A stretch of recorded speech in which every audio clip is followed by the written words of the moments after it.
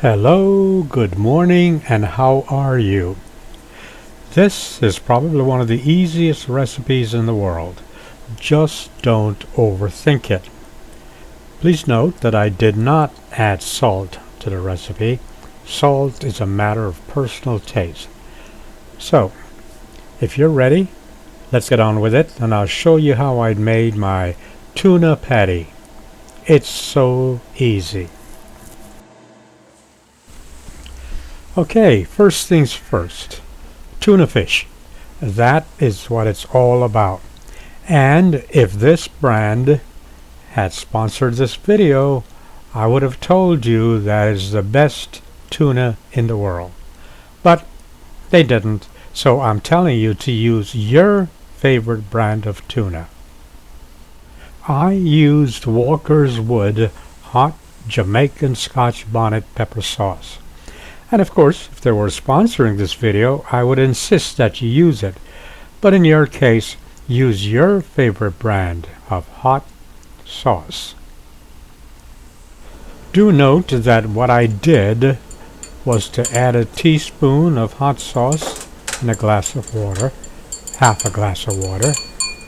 That way, the flavor is dispersed equally. You see? Well, that's just my little secret of adding hot sauce to everything that I cook, especially if I'm going to be adding water. I added 1 egg, and perhaps I should have added 2. After all, cooking is a creative process, right? Scallion, of course. Some people will insist that it's known as green onions.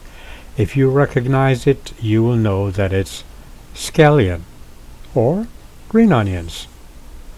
I think this is the one spice or the one vegetable or the one green stuff that's used in just about every recipe in the world.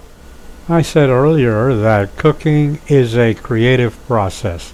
Okay, in this recipe I use 1 tablespoonful of self-rising flour. Maybe I should have used 2. The mixing process is kind of cool. You know, I just put everything in a bowl. Everything. I just put it all in a bowl. You know, being a single guy who live alone, I don't even have a mixing bowl. Whatever I get my hand on, that's what I use as a mixing bowl. The point is, everything goes in, including the egg. It all goes into this bowl, this thing I'm using as a mixing bowl. I then added the flour. As I said, I used self-rising flour for this particular recipe. And then off camera, I mixed everything well, and then I added my water with the hot sauce. Remember that? As far as consistency is concerned, it is sort of like the consistency of a pancake. And if it's too thick, like here, I will just add some more water. Now is a good time to set your temperature on your stove, medium, and put your frying pan on the stove to get your oil good and hot. Speaking of oil, I like to use coconut oil because you can eat coconut oil. You can use it as a cosmetic. It is a very, very good oil. And in eating it, it's good for you. Isn't that amazing? Okay, so when your oil is good and hot is when you want to start dropping them into the hot oil. Now, here, you don't want your oil to be too hot for them to be burnt, but you don't want the oil to be too cool where they won't cook properly. Use your own judgment.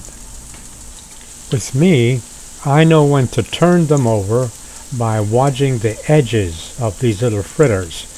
When they're good and brown is when I turn them over.